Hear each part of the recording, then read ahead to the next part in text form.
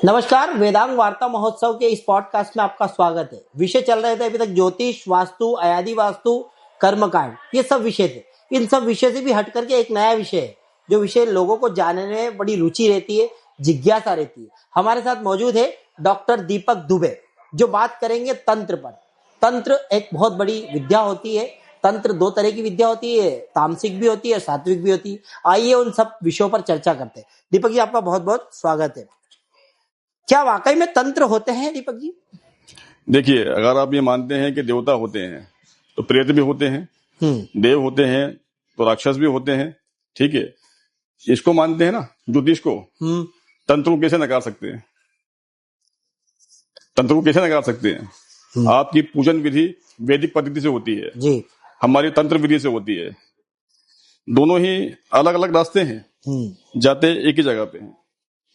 पर तंत्र में तो एक तरीके कहा जाता तो अघोर विद्या, शमशान पूजा, ये पंथ है, मृत्यु, ये सारी चीजों से गुजरना होता पंथ है, कपालिक पंथ है।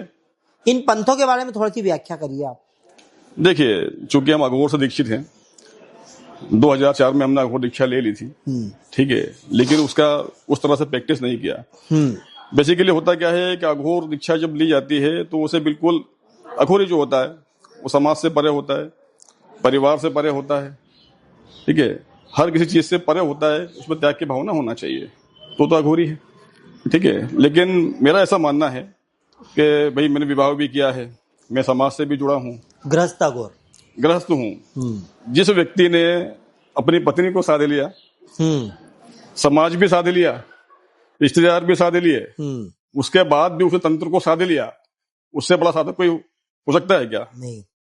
अब ये मुझे बताइए आप कि जैसे अपन तंत्र पे बात कर रहे हैं जी, तो इस भारत भूमि में कौन से ऐसे स्थान है जहाँ पर तंत्र भारी मात्रा में और सक्सेस तंत्र होता है? 4 जगह है। कहाँ कहाँ पूरे भारत में बताइए, आपने जानना चाहते हैं। कई पॉडकास्ट पे देखा होगा, बड़ा नाम सुना होगा मयोंग का। तंत्र के लिए विख्यात है, इंडिया में नहीं विश्व में विख्यात है तंत्र के लिए। दूसरा होता है आपका उज्जैन है। उज्जैन में कौन सा स्थान? क्योंकि हम मालवा से बात कर रहे हैं इसलिए मालवा से बात कर रहे हैं, इसलिए हम उज्जैन की बात कर लेते हैं पहले। जिस जगह पे त्रिवेणी संगम हो, जहाँ शमशान हो, ठीक है, सिद्ध मशान हो, ठीक है, नदी का किनारा हो, ठीक है, भैरव मंदिर हो और शिव मंदिर शमशान के अंदर होना चाहिए। ठीक है, ये चारों जगह जहाँ बिल्कुल पाई जाती है, वो साधना के लिए सबसे उपयुक्त माना जाता है, तंत्र साधना के लिए। तो उज्जैन में वैसे विक्रांत भैरव है, वो तंत्र के देव है, तंत्र के ही देव है विक्रांत भैरव। एक्चुअली विक्रांत भैरव का किसी भी आपको ग्रंथ में नाम नहीं मिलेगा। अच्छा, मैं आपको बोल देता हूँ, जितने भी विद्वान है आपके, किसी से आप पूछ लीजिए कि विक्रांत भैरव का उल्लेख किस शास्त्र में किया गया है। तो फिर कैसे होगा वो तंत्र के देव, और फिर कैसे होगा ये निर्माण, कैसे हो गया ये बताएं। तंत्र के देव हैं बेसिकली विक्रांत भैरव जो हैं, वो उनको नाम दिया गया है। अच्छा, नाम किसने दिया है? डबराल बाबा ने दिया है, सभी जानते हैं। ठीक है, उन्होंने नाम दिया है। एक्चुअली वो शमशान भैरव है। शमशान भैरव, तो शमशान भैरव का जिक्र है? बिल्कुल है, ग्रंथों में काल भैरव का जिक्र है, शमशान 8 भैरव का जिक्र है। ठीक है, अब ये बात कर लेते हैं कि इस भारत भूमि में जैसे आपने बोला कि 4 स्थान है, तो जिसमें 2 स्थान पे बात करें, 2 स्थान और कौन से? कलकत्ता, कालका माता मंदिर, काली घाट भी है, तारा देवी का मंदिर, तारापीठ भी है। ठीक है, चारों जगह है, चारों जगह का तंत्र मायने रखता है अपने आप में। कामाख्या देवी, कामाख्या देवी का अलग हो गया, मैंने मयोंग का नाम दिया ना आपको। ठीक है, मयोंग कामाख्या से केवल 20 किलोमीटर है। अच्छा। और वो नीलांचल पर्वत का पूरा क्षेत्र है, ये तंत्र की भूमि कहा जाता है।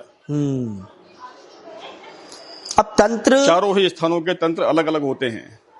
क्या क्या होते हैं? जैसे उज्जैन का तंत्र किस प्रकार होता है, और कामाख्या वाला तंत्र, तारा देवी वाला तंत्र, इन तंत्रों से कितनी अंदर डेप्थ में जा सकते हैं? देखिए, तंत्र का मूल उद्देश्य तो इतना होता है कि आपको ईश्वर की प्राप्ति करनी है, ऐसा मैं मानता हूँ।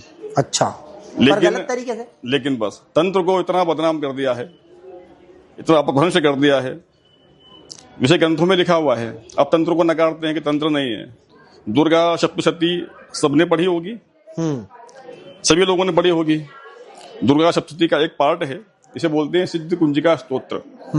ठीक है, आप जानते हैं कि वो तंत्रोक्त है? नहीं जानते, है ना? तंत्रोक्त है वो। अच्छा, उसमें लिखा गया है कि तंत्र, सबसे बड़ी बात तो होती है कि तंत्र इतना गुप्त है कि सामान्य चर्चा का विषय है ही नहीं। पर आजकल जो आप तो ये उसकी सब डेप्थ विषय में जा में- सकते हैं, इतना डेप्थ में आप नहीं आ सकते। तंत्र ना पढ़ने की चीज है, ना लिखने की चीज है, ना समझने की चीज है, ठीक है। तंत्र ग्रहण करने की चीज है। अब तंत्र पे बात हो रही है, आपने बोला कि तंत्र ग्रहण करने की चीज जी। है, पर ये वही तंत्र है कि शमशान में एक चिता जल रही है, रात को अघोर पूजा हो रही बिल्कुल हो रही है। और वहीं पर उसकी खोपड़ी कपाल बिल्कुल, लेकर के बिल्कुल, कपाल में हो रहा बिल्कुल, है, तो हो ये सब क्या तंत्र के विषय है और इससे क्या पाया जा सकता है? तंत्र का पंथ है, अघोर एक पंथ है, कपाल एक, जैसे आप में शिव होता है, वैष्णव होता है, शाक्त होता ये है, वैदिक के होते हैं, ये वैदिक के होते हैं, तंत्र में भी होते हैं। तंत्र में अलग कोल तंत्र है, हम्म। ठीक है, अघोर है, कपालिक है, और कई सारे बनाए हुए तंत्र अच्छा, हैं। एक तो अघोरी होता है जो फक्कड़ होता है, जिसे होता है। सम्मान में शमशान में ही रहना है, जीवन त्यागना है। बिल्कुल। एक अघोर आप जैसा होता है जो गृहस्थ होता है। दोनों में अघोर क्या अघोर होता है, दोनों ठीक में है? क्या ना मेरे जैसा फर्क होता है, ना आपके जैसा होता है। तो अघोर दोनों में अघोर क्या होता है। फर्क होता है? अघोर की अपनी डेफिनेशन है। अच्छा, क्या डेफिनेशन है जरा बताएं। जो घोर ना हो वही अघोर है, जो घोर ना हो वो अघोर है। वो अघोर है, ठीक है। जैसे इसमें और इसमें कोई भेद ना हो, जैसे मिट्टी में और भोजन में भेद ना हो, तो ये अभेद है। वो अघोर है। जैसे प्रेत में और देवता में भेद ना हो, वो अघोर है। अच्छा, जिस चीज का आपने परित्याग किया है उसे उसमें भेद ना हो, वो अघोर है। वाह, वो एक अपने आप में पंथ है। बहुत ही अच्छी जानकारी दी डॉक्टर दीपक दुबे जी। आपने अघोर पर बात की थी, अभी हमने तंत्र पे बात की थी, शमशान पे बात की, 4 ऐसे क्षेत्र बताए जिन पर तंत्र भारी मात्रा में होता है और वहां का तंत्र सक्सेस भी होता है। तो ये थे हमारे साथ में डॉक्टर दीपक दुबे जी। बहुत बहुत धन्यवाद सर।